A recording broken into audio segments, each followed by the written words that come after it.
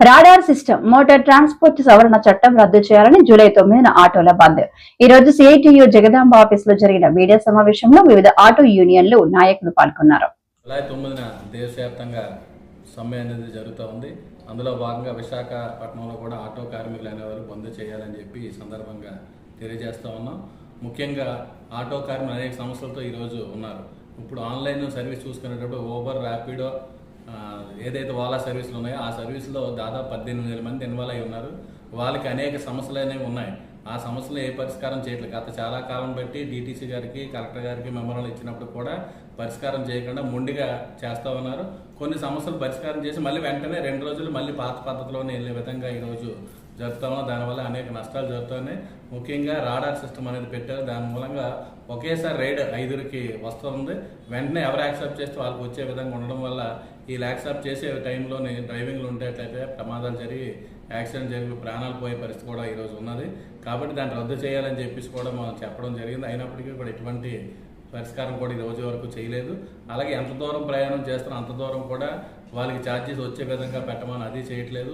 ప్రమాదం జరిగితే ఇన్సూరెన్స్ ఇస్తారన్న ఇన్సూరెన్స్లు రావట్లేదు. ఇలాగ అనేక సమస్యలు అనేవి ఈరోజు ఉన్నాయి. ఆ సమస్యలన్నీ పరిష్కరించాలని చెప్పేసి మేము డిమాండ్ చేస్తున్నాం. అంతేకాకుండా ఏదైతే నూతన రోడ్డు రవాణా చట్టం వచ్చిందో ఆ చట్టం వచ్చిన దగ్గర నుంచి అనేక రూపాయల్లో పెనాల్టీలు అనేవి ఈరోజు ఫోటోలు తీసి వేలాది రూపాయల పెనాల్టీలు అనేవి ఇన్వాల్వ్ చేసి వేలాది రూపాయలు అనేది కార్మికుల దగ్గర వసూలు చేస్తూ ఉన్నారు.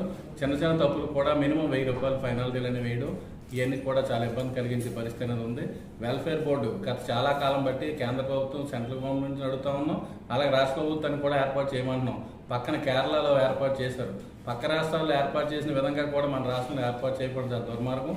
ఈరోజు ఏదైతే కూటమి ప్రభుత్వం అధికారంలోకి వచ్చిందో ఆ ప్రభుత్వం మనకి అన్ని వెల్ఫేర్ బోర్డు ఏర్పాటు చేస్తామని చెప్పేసి ఎన్నికల ముందు చెప్పడం, హామీ ఇవ్వడం జరిగింది. ఇంతవరకు సంవత్సరం దాటింది కానీ ఎటువంటి వెల్ఫేర్ బోర్డు కూడా ఏర్పాటు చేయకపోగా రేపు 15వ తారీఖు నుంచి ఆ మహిళలకు ఉచిత బస్సు సౌకర్యం కల్పిస్తామని చెప్పేసి ప్రకటన చేస్తున్నారు. ఆ సందర్భంగా ఆటో కార్మికులు కూడా ఏదో చేస్తామని చెప్పి ఏం చేస్తామని క్లారిటీ ఇవ్వకుండా ఈ చేయడం వల్ల అనేక మంది కుటుంబాలు ఈరోజు రోడ్డున పడే పరిస్థితి అనేది ఉన్నదని చెప్పేసి ఈ సందర్భం చెప్తా ఉన్నాం. ఖచ్చితంగా ఆటో కార్మిక వెల్ఫేర్ బోర్డు ఏర్పాటు చేయాలి. అలాగే ఏదైతే ఓలా, ఊబర్, ర్యాపిడో తరహాలో కేరళలో వాటిలో కూడా ప్రత్యేకంగా రాష్ట్ర ప్రభుత్వాలే యాప్ని రిలీజ్ చేసి తక్కువ కమిషన్కి చేస్తూ ఉన్నారు. అదే విధంగా మనకు నితిన్ గడ్కరీ గారు సెంట్రల్ గవర్నమెంట్ నుంచే చెప్పారు, పార్లమెంట్లో చెప్పారు మేము యాప్ని ఏర్పాటు చేస్తాం. కానీ అంతవరకు కూడా ఎటువంటి ఏర్పాటు చేయలేదు. ఖచ్చితంగా ఆ యాప్ను కూడా తీసుకురావాలని ఆటో కార్మికులు, మోటార్ వెల్ఫేర్ బోర్డులు ఏర్పాటు చేయాలని డిమాండ్ చేస్తూ 9వ తారీఖున సమ్మె అనేది జరుగుతుంది. అందులో అందరు కార్మికులు పాల్గొని జయప్రదం చేయాలని చెప్పి సందర్భం తెలియజేస్తాం.